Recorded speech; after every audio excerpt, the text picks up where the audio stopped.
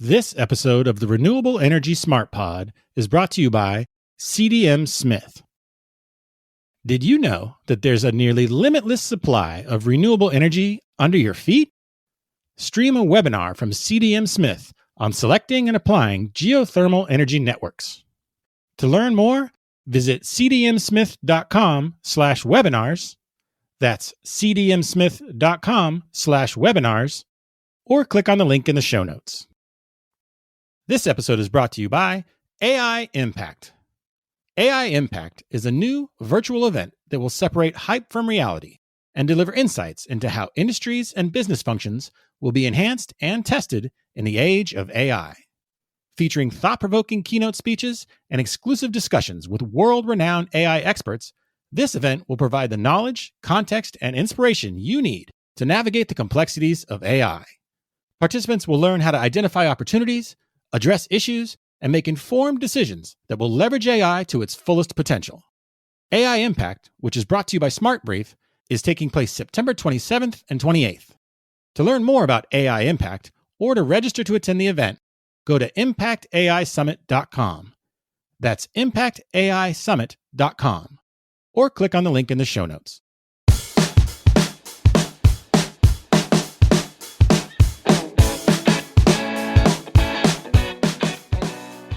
What's up, everyone, and welcome to the Renewable Energy Smart Pod.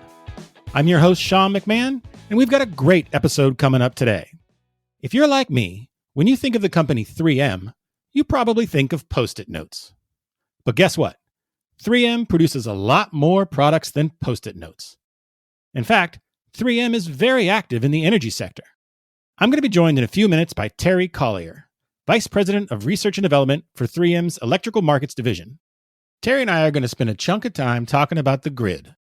Transmission queues are a well-known problem for the energy sector, with some new projects expected to take years before the power they generate can be integrated into the grid.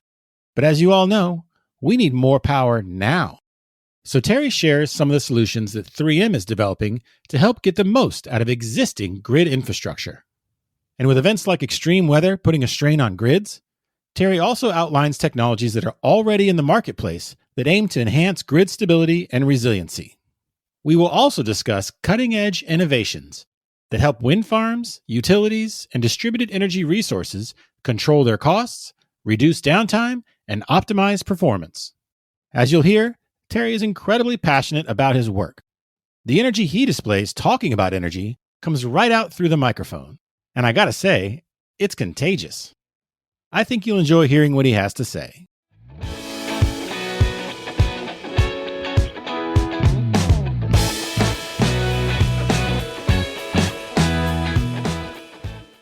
Hello, everyone, and thank you for joining me. My guest today is Terry Collier from 3M. Terry, how you doing today? Hey, Sean, great to be here with you on the Renewable Energy Smart Pod podcast. Thanks for having me. I love the energy, Terry. That's awesome. Well, we're here to talk about what 3M is doing in the renewable energy space. So why don't you kick it off? What are some of the offerings that you and your team are bringing to this industry? Yeah, Sean. Well, first, let me just back up one moment and talk a little bit about 3M, because 3M can be a really big place. And, normally people think about us for two things: Post-it note and tape. And I hope all of you have some. If you don't, please get some. So 3M is separated into four business groups. So we've got safety and industrial, which is where we sit in the electrical business, and then transportation, electronics, consumer, and healthcare, which we're actually going to be spinning off early next year. And so as many things start, 3M has some tools. We work with customers, and there's a problem. And one of the tools we had was tape. And so early on, in the early 60s, our application engineers discovered a way to be able to connect medium voltage cables using tape. And so we would rebuild the cable jacket layer by layer with different rolls of tape. And so they would go over and over. I have some of these great blueprints of the instructions of how we used to rebuild these cables with rolls of tape. So someone would roll an entire roll of tape out in order to connect these two. But then as we began to learn and understand what was happening in this space, we developed a new technology called cold shrink, which is, imagine a stretched material like a rubber band that has all the layers of the cable jacket. You put it on top of your cable and you shrink it down, And in one step, you have this entire process that happens. So continuing to follow our customers, we also then develop sensors and sensor solutions, which is some of the things that we're working on. I look forward to talking about today. But this continues to be a great space for us in this area. And then renewables, we have things like leading edge protection for wind blade turbines and solutions for solar. And so happy to talk about any of those as we continue the discussion. Yeah, certainly. So one of the hot topics in this industry is electrify everything, which I like to tell people, electrify as much as we can, as soon as we can. What do you see are some of the biggest challenges in achieving that? Yeah, I couldn't agree with you more, because electricity is one of the best forms of energy because there's very little to no emissions at that point of use. And so it can be generated using renewable sources, and the levelized cost of energy has come down so much that renewable just makes sense financially, makes sense from a decarbonization, it makes sense from sustainability. So I couldn't agree with you more. And then even if you're not using renewable, you can manage the emissions at that site of generation and compare to, because it's now separated through the use of electricity. But one of the biggest drivers is it always takes innovation. And so we have to want to. And so I love the way you phrase that, is we've got to want to do this. And I think we see that happening in the transportation space with the electrification of vehicles. It took disruption really to get that traction to be able to, no pun intended, to be able to get cars driving into electricity. And so that was a space that we see as a big deal. And we think that continues to have to happen. The second is just we simply need more generation on the grid. I mean, the biggest challenge is we just don't have enough power. I think there's almost twice the number of megawatts sitting waiting to be added onto the grid that we have today on the grid due to some of the challenges of transmission and how we integrate it. So I think there are a lot of challenges around how do we begin electrifying that energy consumption. Yeah, and you mentioned electric vehicles. Obviously, that's a hot topic. It's in the news all the time. There's all kinds of plans for charging networks and things like that. Where does 3M fit into that puzzle? So for electric charging vehicles, everything from, we work with partners in order to develop motors, more efficient motors, components for batteries in order to be able to create these batteries. And one thing that's pretty exciting about batteries is you think about electric vehicle cars can now have range up to 400 miles plus, which is a balance of both the construction of the battery, the energy density of the battery, as well as the overall weight of the car. So combining all those things together, we help our customers meet some of those trade-offs. So we work with customers to develop disruptive solutions to help them not have to choose A or B, but get some synergistic solution from both of those areas. So we're working with a number of manufacturers as we begin to do this. And I think the incredible thing is people are now driving around with 60 kilowatt batteries plus in their cars, which is more than you need for your house an entire day. You also touched on the grid and transmission queues that are quite lengthy. So what kind of solutions do you and your team kind of have for that, or any kind of vision of helping kind of empty out those queues, I guess you'd say, and bring that power to the grid?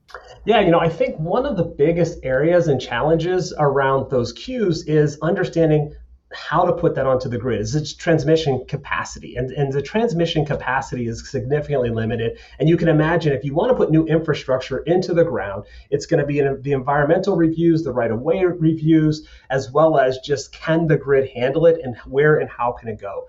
And so one of the biggest challenges is just a number of distributed generation will say, hey, I want to go onto the grid. They get an initial quote for that price. Once they actually get closer up that queue, they've done the analysis, that can increase 10x, which can destroy all the value they were creating with putting that distributed generation on the grid.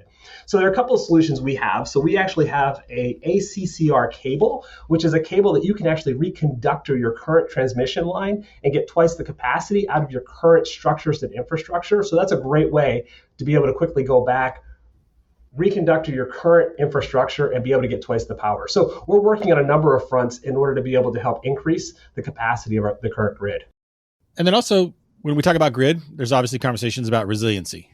For the most part, the grid around the U.S. has performed pretty well in recent heat waves. I think even down in Texas, where they had issues a couple of years ago. No, hey, you got to give credit where credit was due. If you're going to kind of criticize them for falling apart in a winter storm, you got to give them a little kudos for staying online during the heat waves. So what are some of the things you see in terms of ensuring that the grids we either already have or new transmission lines that are built are more resilient and can kind of handle these either demand or weather-related challenges? Well, I think there are two pieces that go to that. One is on the consumption side. And being a Texas resident myself, I've experienced both the highs and the lows of that. And as we are looking at some of the warm weather that we're experiencing now, just some of the asks in order to help us manage some of that power. And so how do we manage power appropriately from a consumption level of using power at off-peak times for certain tasks, using it and understanding how we manage that peak power. So I think there's a lot that happens on the consumer side, whether that be choosing the right appliances or the right things in your home or the right tools, or when we can have battery backup or storage behind the meter. The second piece around that, I think, is really going to be understanding how the electricity network grid works. And I think one thing that people don't typically understand or think about is there is a cable that connects you to where that electricity is being generated. And for so many years, this was a one-way flow of electricity. I would generate it one place and I would drive it to that second place. And so I think we first had that first big wave of innovation that happened with smart meters. And that people started getting with smart meters that were put on their homes. So now I knew how much was going in, I knew how much was coming out. I can do the math and I can calculate what was happening in between. But with distributed generation now, we're inserting power into the medium voltage side. So we're putting it into that secondary substation. And so now that I have power coming into that secondary substation, one of the biggest challenges is now what's happening in the middle, which is much harder to calculate or predict. So what you're saying is that gap kind of in the connection there where there's information going back and forth, that is ripe for research and development and perhaps new solutions? It really is. As we begin to look at how do you get visibility, the way that you can make an improvement is you first have got to see it. And so that's where we see a lot of opportunity to happen. And there are two elements of that, and it's sensors and digitization. And so in order to digitize so much of this using algorithms that can make changes so much faster than we can predict or understand, we have to see it first.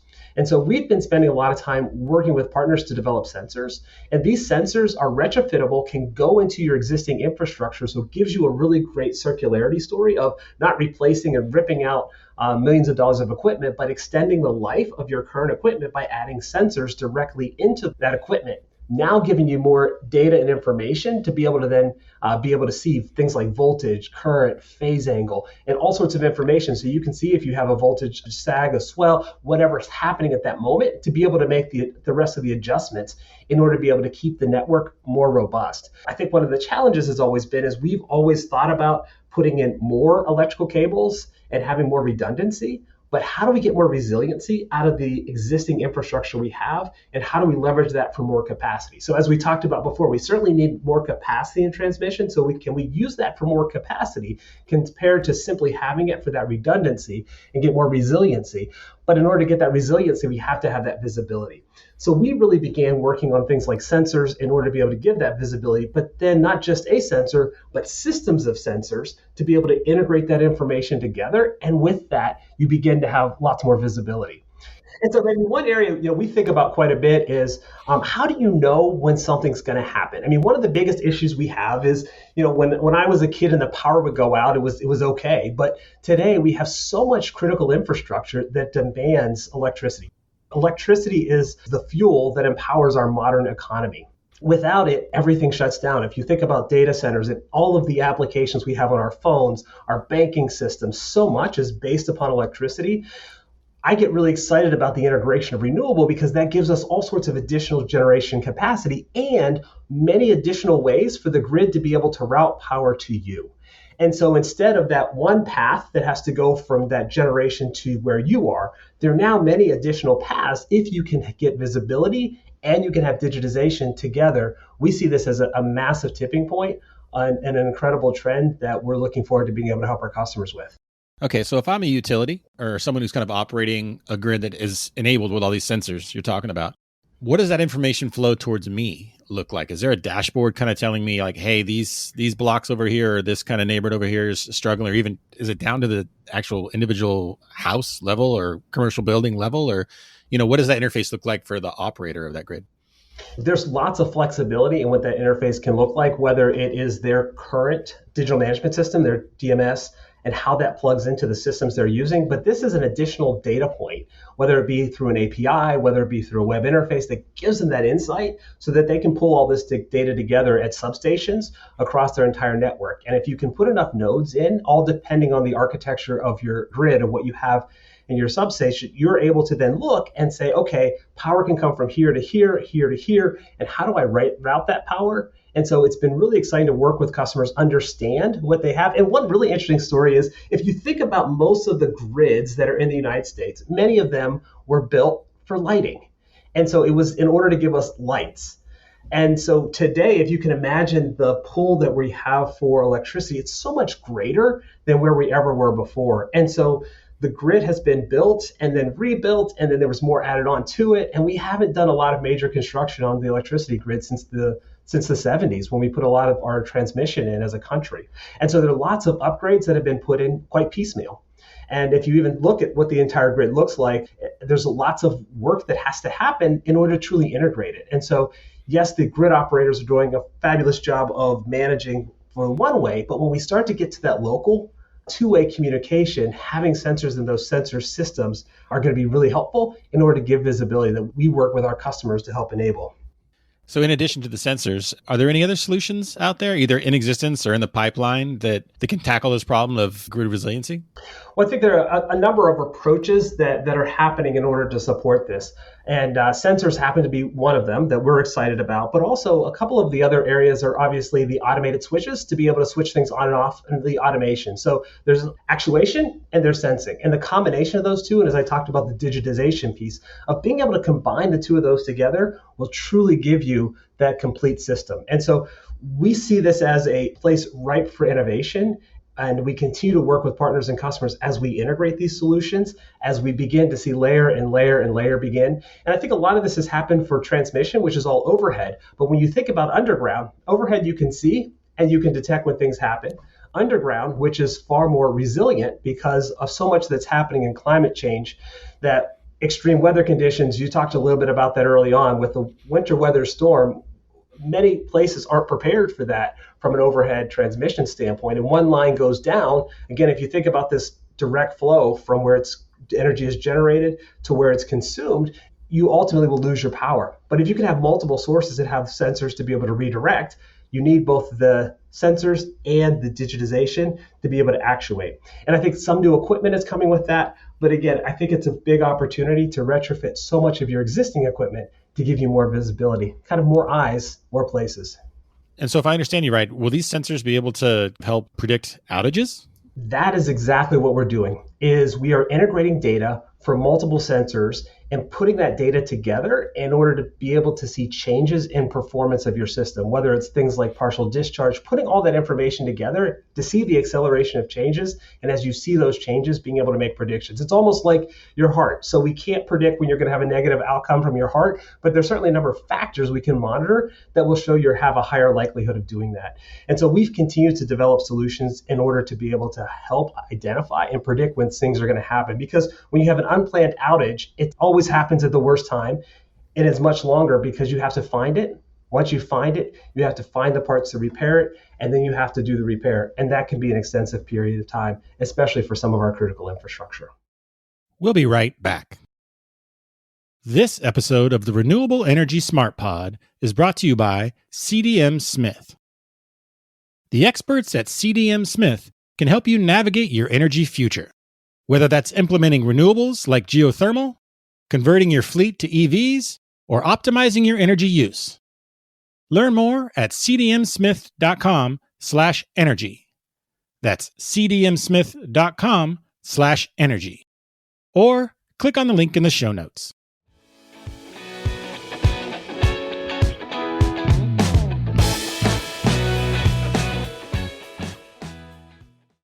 And now back to my conversation with Terry Collier, Vice President of Research and Development for 3M's Electrical Markets Division. Now, obviously, one of the hot topics, not just in the energy industry, but wider society these days, is artificial intelligence. And it sounds like some of the things we're talking about might leverage that, but where else is that kind of technology being used in some of 3M's solutions?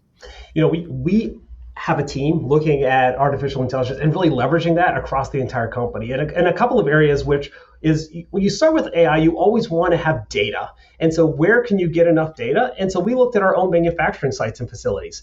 and really began to look at what we were manufacturing, all our manufacturing data and all of our process parameters. And maybe I'm going to geek out for a minute as a scientist, but we love doing experiments as scientists. And one of the challenges is, how do you get enough data points? And so we started building out capabilities to really do combinatorial analysis on a variety of conditions that you might be running in an experiment, and then be able to do a surface response and identify that right integration of materials, whether in elements, components, process condition, put all that together to find that magical point that gives you the results and really answers the questions that you were looking for.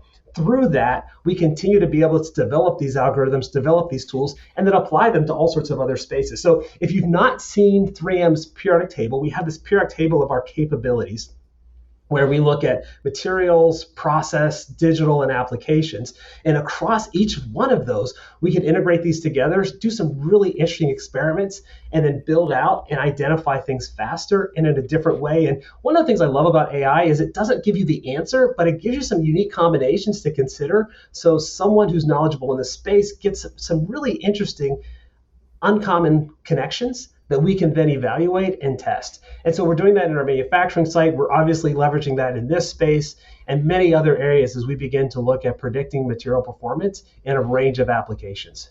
Yeah, that makes sense. I mean, from where I'm sitting, it seems like grid management is definitely a place where it's just ripe for AI innovation. So that sounds promising. Well, it's fun because there's so many new things that can be learned and discovered through that process. As I mentioned, many of the grids have been built upon an old grid, which is built upon a new grid. Something was fixed that was broken. And as you begin to look at how all these pieces interact, it works. But what do I know and how do I learn about more of the topology of the network that I have?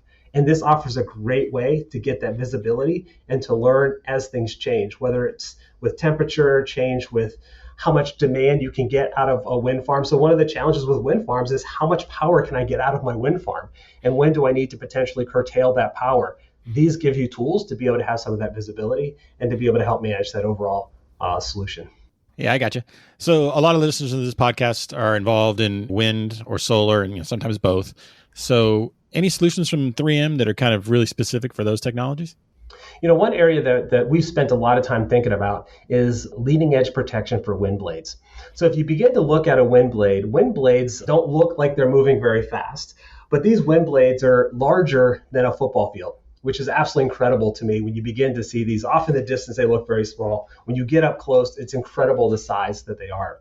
And so we make a leading edge protection film, which will actually protect that blade. Because one of the challenges is that when you install a wind turbine, there's an expected output, an output of energy you're expecting from that wind turbine. And the challenges are, okay, how do I make sure I get as much of that output as I possibly can? And so one of the areas is, when that leading edge actually gets eroded, you have a less of an ability to be able to get the yaw, to be able to catch the wind, to be able to get that output, and you see a degradation in that AEP. We developed a leading edge protection tape a number of years ago, and we've leveraged our current technology and capability. And one thing that's pretty unique is there's a trade-off. Because when you put a leading edge protection tape, it can only be but so thick, because if it's too thick, you'll get turbidity at the edge, which will cut down that AEP. But you want it to be as thick as possible to give you the best protection. So we ended up making a tape that was thick in the middle and thin on the inside, leveraging 3M technology. The challenge with that is, if you have a tape that's thick in the middle and thin on the edges, it's very hard to roll up. So we were able to leverage some of our capabilities in filmmaking that we've used in complete different applications, take that technology, leverage it in this space, and make a flat film. So our customers get a flat film they can roll out, and when they take the liner off, they get this profiled front, which gives you very strong protection, because that thicker layer plus our PSA adhesives, which work very well in this space. And you can roll it up and get it in a roll. So it's easy to use, easy to transport, and easy to apply, and gives you the best performance, especially as you look at some of the trade-offs, which are a large shell that's molded, which is much more expensive and much more difficult to apply, but we get very similar performance. So innovations like that, which are some of these small areas, but really have an incredible impact on the overall lifetime. So if you can imagine the change in cost and value you can get out of these solutions, it's incredible over time. Do you have any bold predictions about the state of grid reliability or the electrify everything momentum? Where do you think those two things might be in 5 or 10 years? as I think about this, one of the areas I reflect on is just always reflect on the demand in the pool. What's going to drive this? And what are some of the key drivers? And so today, Sean, if you bought a house, would you dream of buying a house without a toilet or running water? No. So likewise, I think in the 5 or 10 years, you're going to be in that same place with not imagining buying a house that doesn't have renewable energy or a generation source and a battery. I think it's going to become as common as a toilet and running water. But additionally to that, what does that mean for the grid? So if that's the driver, the grid is going to have to become this two-way dynamic system that supplies us to trade and to meet that demand on a momentary basis. To be able to trade so you can sell me power, I can sell you power, and I think we're going to have lots and lots of interactions that happen with power because this is going to become this dynamic real-time system that supplies energy across many, many sources. So I want to expand on that notion there about buying a home and how, either battery backup or renewable generation will just be so commonplace that it's a given. With that, and with all the sensors you're talking about, are we going to be in a place where even at my own home, like I can have an app on my phone telling me, hey, that's right, the grid for my house is being stretched. Hey, turn off the TV, or hey, tell the kids to turn off one of their 5 mobile devices, things like that in real time. Because right now I can do that with my thermostat. Right. People are kind of familiar with smart thermostats, but you're telling me there might be a place where I can just, with a swipe of my thumb, kind of back off my energy consumption, and I'll get alert when it's going too far, right. whether it's during an extreme event or just on an everyday kind of basis. Yeah, I think those are going to be the drivers that demand the grid to then become this real-time dynamic system. And we know it's possible as we begin adding this visibility on so many different fronts. And I think the utilities are going to have a great position to play in all of this as the brokers of all of these trades that happen. And you can imagine the price of power being higher if you decide to put your power on, or it goes a little bit lower. And I think this interaction is going to be a really exciting time. And then, so what's the one thing you spend the most time thinking about? Whether it's you're driving in your car and you got time to kind of just think, what's the one thing energy related that really kind of occupies your brain? One of the things that I spend a lot of time thinking about is how to prevent outages. One of the challenges is that when an outage occurs in the grid, you have to find it. And, we certainly support our customers through our locating and marking of finding things underground. So we have a incredible focus on the underground network. So first you have to find it. Then once you find it, find whatever's going wrong, you have to dig it up.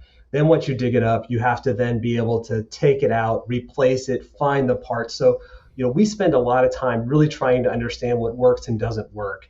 And so as we do that, we learn so much from our customers and partners around, hey, do this, do more of this, do less of this, make modifications. And we have this back and forth in this partnership. And so I spend a lot of time thinking about how do we make sure that we can be part of the process of doing this on a regular basis. The other thing I will say is we begin to look at the number of electricians in the field today, and we see lots of challenges in just the people who do this type of work today, and just the change in the workforce. And how can we support the new workforce coming in? And they're looking for digital tools. They're looking for so much of what they see in so many other areas of life. And we get excited about the training that we do with them and learning as much from them as they learn from us. And then also helping get them tools that can make their job more efficient and help them become more effective at their job, ultimately with the goal of how do we prevent outages? I mean, that's the world I would love to live in, that we could say we understand the grid well enough that we can integrate renewable generation and we can have a system that can support it. Because if you think about just the efficiencies that you can get from electricity grid, you don't have to transport fuel, you don't have to store fuel, have a hazardous liquid. So you get so many benefits because you get this immediate network. And I think there's going to be a lot of power there, no pun intended.